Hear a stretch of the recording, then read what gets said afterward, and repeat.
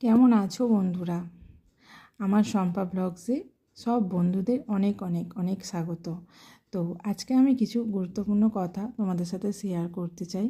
এটা সবার জীবনেই হয়, সব সময়ই হয় যে কেউ কোনো দিন কারোর আপন হয় না। একমাত্র বাবা মা ছাড়া কেউ কোনো দিন কারোর আপন হয় না।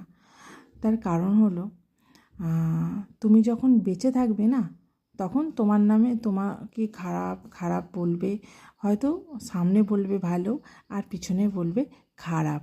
আর তুমি যখন মরে যাবে না, ধরো তোমার প্রিয় বন্ধুদেরই ধরো, প্রিয় মানুষগুলোকেই বলো, তারা কী করবে, দুদিন তোমার নামে শোক করবে, তোমার নাম করে শোক করবে, ফোনে স্ট্যাটাস দেবে। কিন্তু যেই কিছুদিন হয়ে যাবে না, অমনি তোমাকে তারা ভুলে যাবে। তাই কেউ কাউকে মনে রাখে না, আর কেউ কারোর আপন হয় না। আর দেখবে কিছু কিছু মানুষ আছে সমাজে দুর্গন্ধ ছড়ায়। তারা কারা জানো? যারা অপরের পিছনে, অপরের নামে মিথ্যা কথা বলে, মিথ্যা কথা বলে, গুজব রটায়।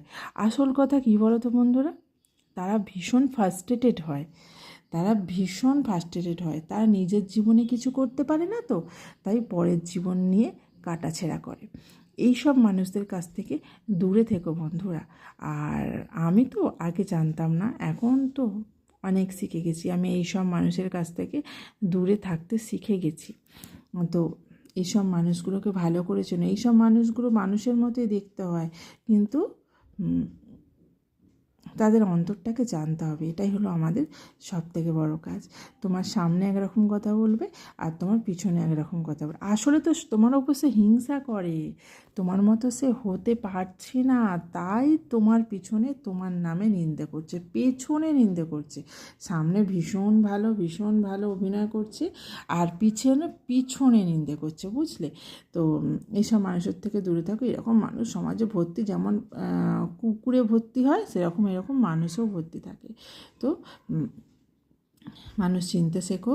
আর কে কী বললো না বললো অত ধ্যান দিও না ওদের দিকে। অত যদি মন দিয়ে ওদের কথা শুনতে চাও, জীবনে বাঁচতে পারবে না। কারণ ওরা পুরো মানে সেই এর মতো, কি বলে, ইনফেকশান, যেমন ছোঁয়াচে কোনো ইনফেকশান হলে সেটা যদি ছোঁয়াচে হয় তো ছড়িয়ে যায় না, তো সেই রকম এইসব মানুষগুলোকে বেশি পাত্তা দিও না। বেশি পাত্তা দেবে না, তো তারা এমনিতেই 2-4 দিন পর বুঝতে পেরে যাবে আর সব বন্ধ করে দেবে।